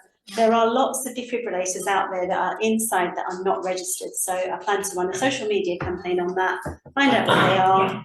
The worst case scenario is we don't get anyone, we can buy some new defibrillators. I'm just trying to stretch the money a little bit further. That's already been, the funding has already been approved, so no decision there. Since we last met, Male Mental Health funded, we awarded Mentel, which Male Mental Health, £2,500. Our funding meant that they could run weekly instead of fortnightly, and they take a room in the YMCA. They currently support 55 men there, so that's all going in the right direction. I'm in touch with those, and we do share whatever we can for them on social media. We've just awarded £2,500. I went through a process, people submitted their applications and it was scored for vulnerable young adults, and that went to Barney's. They've got big plans for that as well. It's literally, they've only just had that money, so I'll be in touch with those. They're going to do a social media release on it, and I'll obviously monitor what goes on there. Since we last met at Verdon Oaks, Queen's Park, that notice board is now done, finished, unveiled. Nan came along, everybody's happy, the board is there, and we can finally sign that one off because it's been knocking around since Tom's Day, I think, that one. Twinning update, I've spoken to Clive Mosby, we've told him that we are prepared to fund up to £1,000 of our money to benefit people when they come across from the various countries. I'm in the process of putting together the friendship agreements. He's going to come back to us when he's got, I've told him it will be done on a service level agreement. We've asked for a clear commitment that he must spend the money we give him within the Crewe Town boundary. So he's looking at venues, and he's going to put a proposal together which will form part of the SLA. Pop up in the parks from Wishing Well, this has gone really, really well, and he's done an evaluation breakdown there for us. So far he's done 26 pop-up sessions, 30 volunteer hours have been completed. He has 9 volunteer placements provided, 401 total participants of children under 18. What's been lovely there is that families have started to go along, so we've got mums and dads and grandparents going along to take part. So a bit of signposting has gone on there as well. It's just been an amazing thing. It's been really, really good. Their social media is poor, so it hasn't been all over social media, but I'm working on that, and he knows that I need it. So that's perhaps one area that they were let down on. I also asked for some a project impact report on, we funded the friendship group, which we did last year, and we've also done this year, and they're just about to get their second payment. So I asked for some outputs and the number of people that were attending. Obviously, that's all in the agenda. I won't go through it because we're short for time. The same with the Wellbeing Walk. He gave us an overview of that and how many people attended and all the benefits that come from that. Armistice Day and Remembrance Sunday, I'm deep in the planning of that. I'm meeting with the new RBL committee and various groups, and today I had a meeting to sort the music out. So it's takes quite a lot of time, but the planning and permissions have all been applied for and it's all well underway. Same with the Tree of Light service. I've been out to Crewe Cemetery, met with their bereavement manager there, and they are booked choirs and various bits and pieces for that, and that's all underway as well. So I also asked St Peter's and St Andrew's Church Lunch Club and Incredible Edible for an update, which Becky Hurst has provided. The last thing that I wanted to get to was the RBL and the update on the wording on the community plan business delivery plan. So when you approved this funding of £2,000, the only group that we dealt with really were the Royal British Legion. So the wording says, Royal British Legion Crewe Branch, commitment to support the development of the organisation and sustainability. I would like to see if members are minded that we could change that to support veterans in Crewe. Bearing in mind that we're about to get a new veterans support group, and I've also been contacted by the Breakfast Club, the Veterans Breakfast Club as well. So that I don't specifically have to give it to one group, it actually comes back to benefit all veterans in Crewe, whether or not they're part of any group. I just didn't want to be restricted just to the RBL. So I need a permission on that. Right, committee, can I propose just change the wording within the business delivery plan from the British Legion Crewe branch to just veterans in Crewe? I'm not Could happy speak with on that. I'm not happy with that at all. Okay. Because I would like to know, legally, we have stated in a public document that this funding goes to the Royal British Legion. Okay. And I know it's our money, but I want to know if we are likely to get any comeback from the Royal British Legion, that we have not contacted them about this, and I just don't think that I think we're putting ourselves open to a lot of our growth. Okay. And I'd like some reassurance from the Royal British Legion that Crewe branch that we are not going to have, that they agree that that they are happy with this change. Okay, so coming from Councillor Rhodes is to decline the object. I would like to defer the decision until we know what. Defer. Because we do not want to be in a legal situation, I would say. So I will speak to the RBL Crewe branch then, and I'll get in writing. Why are you looking at me like that?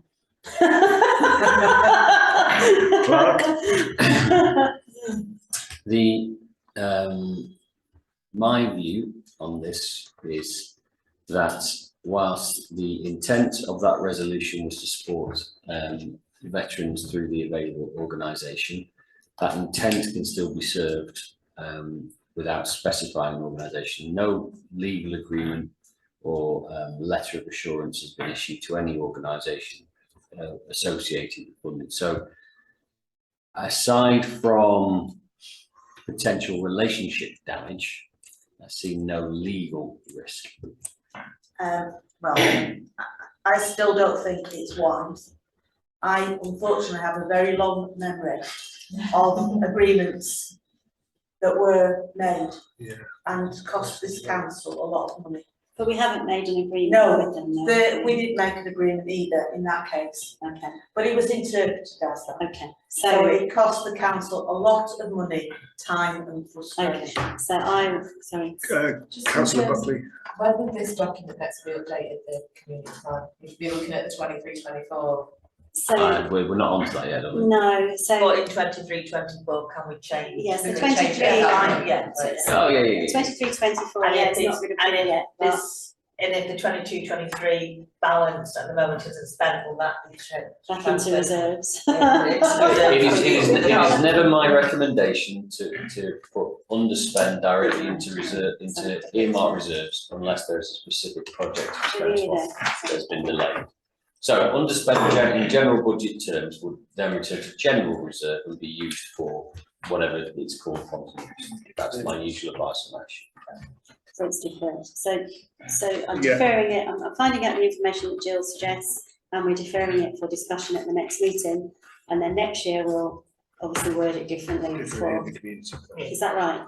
Yeah. Councillor Spain Francis, Councillor Francis. okay, Councillor Francis. Yes, Chair. I understand where Jill's coming from. The Cheshire East have already done it because the RBL for the last, I don't know how many years, Okay. did Armed Forces Day. And this year, they allowed Elford Heroes to do it. And the RBL was not involved. So, But that's different, that's organising an event, Okay, and I think we better cover ourselves. I'm gonna have to move on to the next, I'm gonna have to move on to the Okay, next so item. decision deferred, okay. Decision is deferred to the next meeting. I've even lost my own plan now. Yeah, so- Chair, can I seek a resolution of extension of standing orders time limit for 10 minutes, please? You can seek that. I'll propose that. Proposal I'll for 10 second minutes. So 10 All in minute favour, 10 minutes? extension. 7:55, okay. Okay, so I'll move on quickly. So, To consider, so if, refresh, to consider a refresh of the community plan. yeah, so, I've been looking at the, community plan and it hasn't been refreshed since, 2019. Before COVID, I'm just looking at a back to basics approach. Let's have a look at, as you mentioned before, in terms of, you know, what are we looking to fund here? What are we looking to promote? Where do we want to place our funding? What matters most? So I want to have a look at refreshing it, take out some of the stuff that really doesn't apply to us anymore. I propose that I put together a track changes document for the next meeting so that you can have a look at the areas that Ben and I have got some meetings planned to over the next few weeks to go through everything and decide the areas that we think are kind of important. Once I have refreshed the community plan, a vision for Crewe as it was called, that triggers a change in the wording of the grant applications because of course the vision for Crewe is attached to every application. So Pete and I have been talking about policies and how we might manage the grant scheme a little bit more efficiently by being a bit clearer so that when I get an application form in, if it fits within our ethos, fine. If not, we're not having massively long meetings like this to discuss it. So we're looking at the policy changes as well. So I really just seeking permission to just start working on that. If you're all agreed, I'll look into it all and we'll start to put some suggestions to committee over the next sort of couple of meetings. How do you plan to consult on that with the wider community? Well, exactly. So I've spoken to Ben about this as well. Literally, this is was added onto the agenda at the last minute because I get really frustrated with grant applications that aren't clear. So that will come up as well and that will form part of, because I think the last time it was actually consulted upon was 2015 and they used the same figures in 18. No, is that not correct? No, they consulted in 2019, Yeah, you see. but it was CBS. written by CBS. CBS, but I read somewhere that it said they used, I won't take too much time, they used the figures from 2015. I just read it today. Fully that's right. frozen. But we did put it out to consultation. So as a refresh, it's there then up to date for the incoming administration following local elections. I would suggest if there is to be consultation, we'd relatively like to touch at that point and a new community plan would then be far more broadly consulted. It's Yeah. just trying to make sure it's still fit for purpose, this last run of it as we enter new administration. Yeah, because we're getting, as our comms team are doing such a great job of promoting all the grants online, we're getting applications from all over, and it takes a huge amount of time for me and of course for you when you sit down. So I just want to have a look at it and make sure it fits, it's fit for purpose. It's a guidance, isn't it? Like we said, we don't want green tie, we don't want, you know, so those things need to be more specific, more clearer within the grant application. So thank you. As a committee, were we happy for Jackie to go ahead and have a look at the community plan and Thank bring her you. ideas to the next Thank meeting? you. Yeah, I'm happy to propose that. Perfect, thank you very much. So Dawn that's seconded agreed. it. And all, Okay, I'll obviously consult with you all as we go along, but I just want to start pulling that apart a bit. Okay, thank you. This is for our lots. to consider committee's draft budget for 2023. Yay, this is big. Clark. Okay, budget setting process has been set out, and we do it every year, which is wonderful. And each committee is asked to revisit its budget and draft a couple of times before putting it to the Finance and Governance Committee and then Council in December. So you have in front of you the current draft. I notice it admits £1,000 for twinning, so that will amend it. The main change to look at is the bottom line is increased by 7.4%. My advice Twinning's to, come out of Sustainable Network, is this for next year? I'm looking at Yeah. what I can see, sorry. Okay. It's going to go to Sustainable Network, is it? It's come out this year, it will be coming out of Sustainable Network, yes. Well, but next year, it's an identified line budget. Can do, that's what, yeah, Okay. if it's something we're going to do every year. Anyway, we can resolve £1,000, not killer stuff. It's identified in this budget that grant scheme is increased by £10,000. Our members minded that's necessary, and are any other amendments members have significantly minded to consider?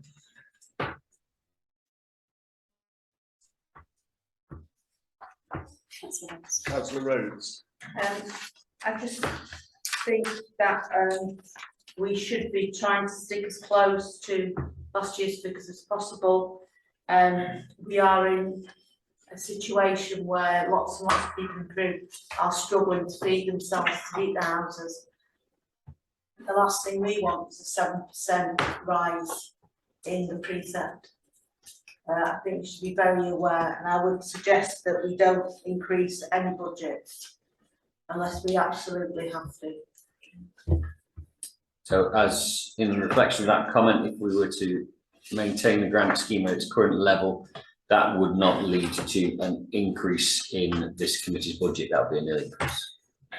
Is it worth, with me refreshing the community plan and looking at the policies, is it worth going back to this document as well and saying, do we really want to have £50,000 in the grant scheme? Maybe we could have 40 and put 10,000 more in health and wellbeing and have more of a controlled expenditure when we identify the areas. Are we set on 50,000 or is it up for discussion? I don't think that we should be looking to, I know we've got as a council to absorb the costs around inflation and pay rises. And we probably are not going to be able to get all those, but I think we should be very mindful that those people who can't put the heating on and can't feed themselves will not take very kindly if our precept isn't supported or is not used in what they feel are appropriate ways. And I think tonight's been an example of how people have asked for grants for things that, when I remember the grant scheme starting 9 years ago, they would not have asked for. Yeah, it's true. It was very, and I think we've got to be very mindful that we use the grant scheme to support those people who are least able to actually cope with this cost of living crisis. Okay. So leaving it at 50, and yeah, okay.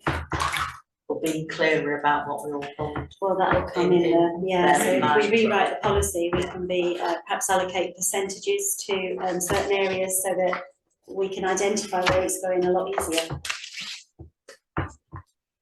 Anybody else to talk on the budget, draft budget next year?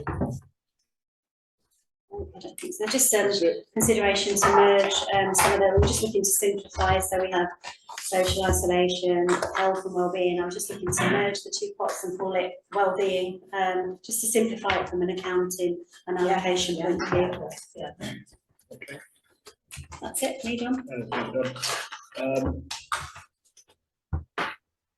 Item 13 on the agenda is to note the proposed date of the next meeting, which is Monday the 14th at 6 p.m. Before I close the meeting, I'd also like to have a big thank you for Jackie and Clark, putting in some great work over the past scheme and everything else. Thank you. Do enjoy your holiday. Holiday? She does get, we give her one, yes, Yeah. we do. Give her one. Closing the meeting at 8:05 or 6. We've got 5 minutes yet, sorry. Thank you, We can't go everybody. yet, we've still got 5 minutes. You can stay if you like, Dennis. Oh, thank you.